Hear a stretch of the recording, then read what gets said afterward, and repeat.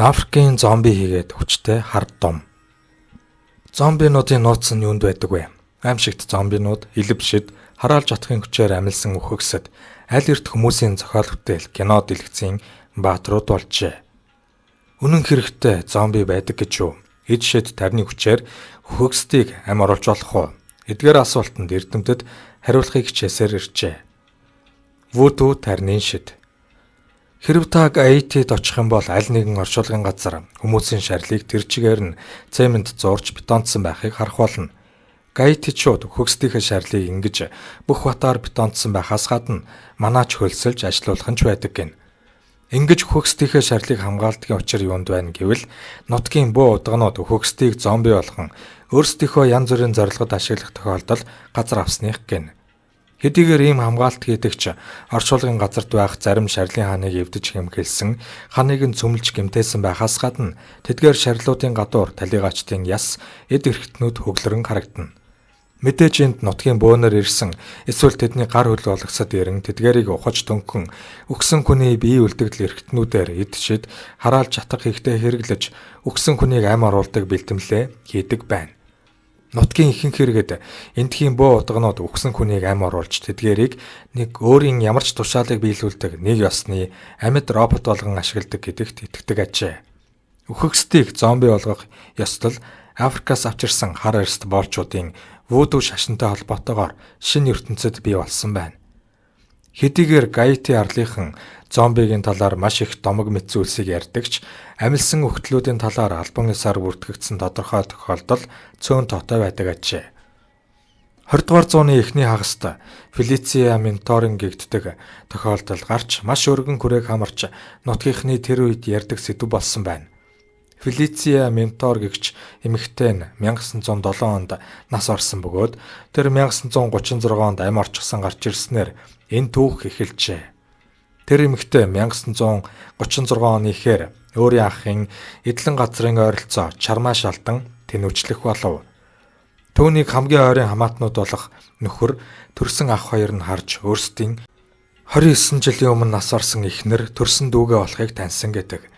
Түүний байдал маш аимшигтай байсан болохоор Фелиция Менторын нөхөр ах хоёр нь барьж аваад эмнэлэгт хүрэхэд тэр үед Америкаас ирсэн зохиолч эмэгтэй Зора Херстон түүнтэй уулзсан тухайга дурсан ярьсан байдаг. Зохиолч үсгүй ярихдаа түүнийг эмнэлэгт ирэхэд би харж байсан. Тэр маш аимшигтай харагдаж байлаа. Цусгүй цагаан царай, амьгүй хоёр нүд, ансаг зовх нь бараг хүчил түлэгдсэн мэт цав цагаан. Түүнд юу хэлж болох вэ? Асуусан асуултандаа чухам ямар хариулт авах вэ гэдгийг зөвхөн түүнийг харж байх л үлдсэн юм. Энэ аимшигыг удаан харна гэдэг бол өөрийн ухаантай хүнд боломжгүй зүйл байлаа гэжээ.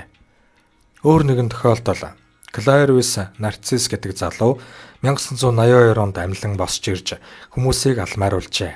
Түүнийг ойрын төрлийн хамаатнууд нь таньснаар вуду бөөнөрийн гайхамшигтай чадварыг амьдрал дээр бодтойгоор нотлон харуулсан үйл явдал болжээ.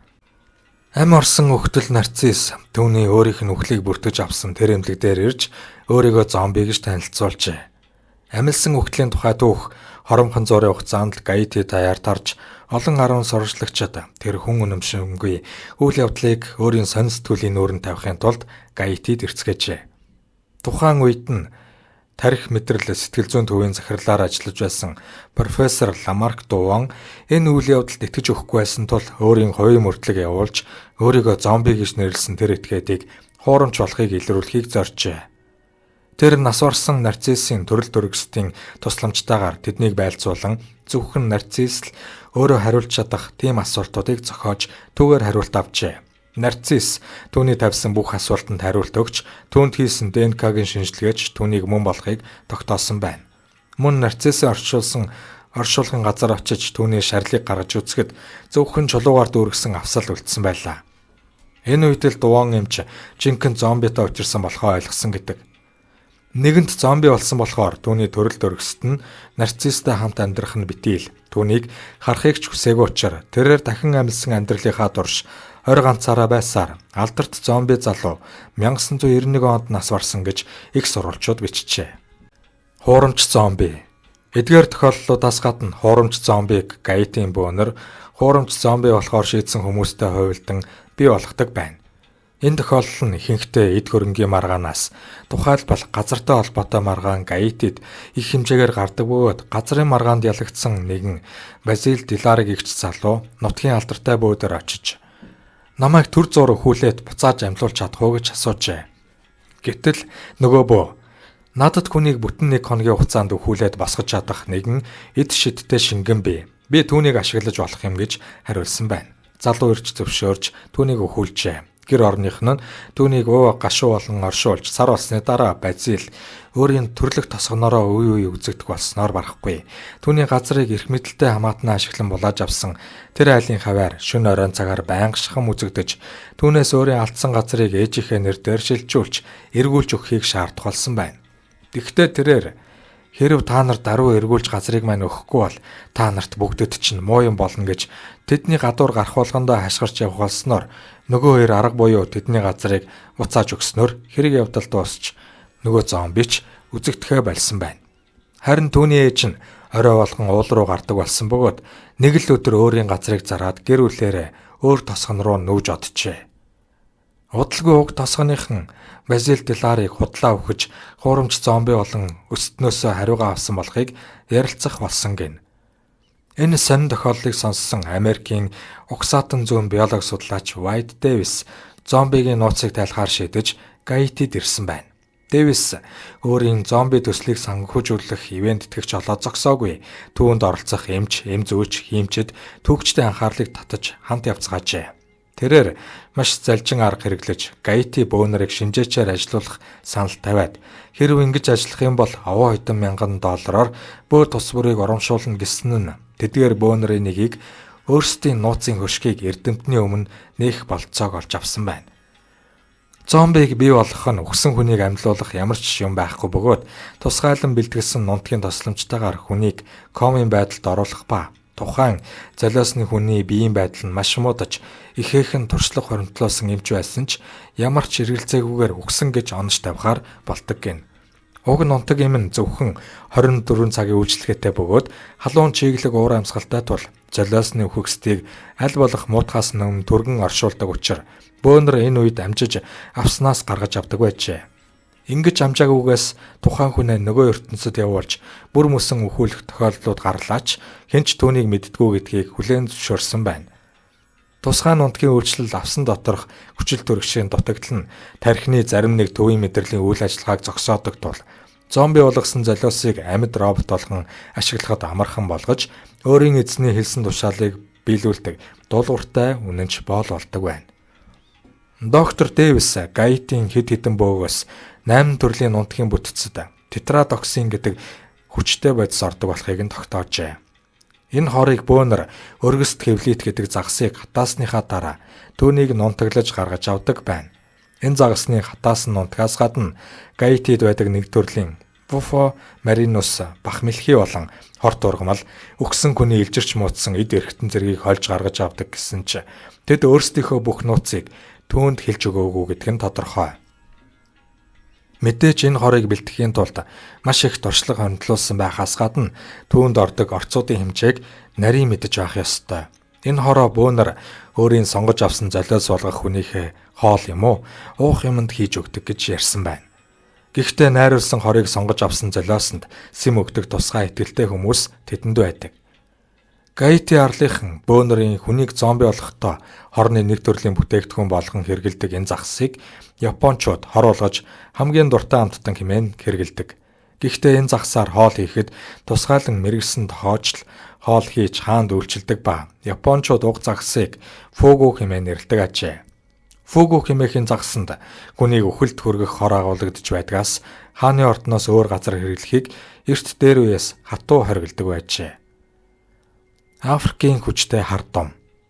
Нигер улсын өмнөд хэсгийн нефтийн орд газрын асуудал хариуцсан холбооны ажилтныг саяхан баривчилжээ. Энэ өндөр албан тушаалтныг хэдэн сая долларыг хараал хийлгэхэд зарцуулсан хэмээн буруутгажээ. Мөрдөн байцаалтын явцад Сэм Мэдэм гэгч энэтгээд нь хараал хийлгэхийн тулд 4 сая доллар төлсөн болох нь тогтоогдсон байна. Хараал хийлгэх болсон шалтгаан нь өөрийн өрсөлдөгч өөр нэгэн төрлийн албан тушаалтныг хараал хийлгэж өгөө хийсэн тохиолдолд түүнд маш өндөр ашиг бүхий гэрээ хийх эрх эдэмд олдох байжээ. Хэвлэлүүдийн мэдээлж байгаа тэр хар домын эд шидийн зан үйл хийлгэхийн тулд урьдчилгаа болгон 2 сая доллар төлсөн бөгөөд уг зан үйлийг гүйцэтгэсний дараа үнэхээр түүний өрсөлдөгч албан тушаалтан өгсөн тохиолдолд нэмж 2 сая доллар төлнө гэж тохиролцсон байна. Дээрх домыг гүйцэтгэсний дараа хараал үр дүн өгөх тул хараалчирээс мөнгө эргүүлж өгөхийг шаардсан болж авч тэр уг мөнгийг эргүүлж өгөхөөс татгалзсан бөгөөд харин тэр надад дахин 2 сая доллар төлөх ёстой гэж цагдаад гомдол гаргасан байжээ. Ер нь гадаад дотоодын аль ч орны туршлагаас судалгаа хийж үзэхэд төрийн өндөр болон дунд шатны албан тушаалтнууд, бөө, ламнар, эд шиднүүд болон бусад зүүн бэлэгтнүүд гэх мэтийн хүмүүстээр очиж ажил хэрэгээ өөрт ашигтайгаар эргүүлэх, томоохон төсөл авах, өрсөлдөгчдөө замаас зайлуулах гэх мэтийг хийлгэхийн тулд тэдэнд мөнгө төлдөг болох нь тогтоогджээ. Үүнээс гадна яг 1 жилийн өмнө Нигерийн цагдаагийнхан нэгэн бөөг парламентын сонгуулийн үеэр заллингийн хэрэг үйлдсэн гэж буруутхан баривчилсан ба түүнийг сонгуулийн комиссийнханд нөлөөлүүлэхээр хөлсөлж авсан гэдэг. Түүнийг мөн л парламентын сонгуульд нэрээ дэвшүүлэн өрсөлдөж байсан нэг хариуцлагатай албаны хүн хөлсөлсөн гэж баривчлагдсан этгээд мэдүүлэг өгсөн. Хэдэн жилийн өмнө Өмнөд Африкийн Бүгд найрамд улсын боловсрал соёлын сайд Фейт Газаас нь шинээр томилогдсныхоо дараа өөрийн албан өрөөнд орохоос татгалцсан бөгөөд учрыг нь асуухад хэрв тэнд орох юм бол муу сүнснүүд намайг хорлох гээд байна гэж хариулсан бөгөөд өөрийн туслахаас хараалыг хариулахын тулд өрөөндөө бөөгийн зан үйл үйлдүүлж муу сүнсийг хөөлгөж өгөхийг гуйж байжээ.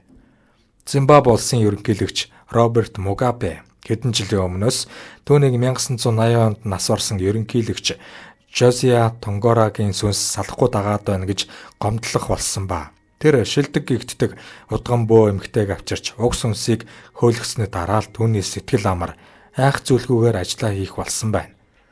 Энэ бүхнээс үзэхэд тухайн улс орондоо илүү их мэдлэг боловсралтай гэгддэг тэдгээр төрийн өндөр албанд зүтгэдэг хүмүүс илүү ихээр мухар сүсгтэй байдгаас гадна ийм зүйлд маш их мөнгө зарцуулахаас буцдаггүй болох нь үнэн аж.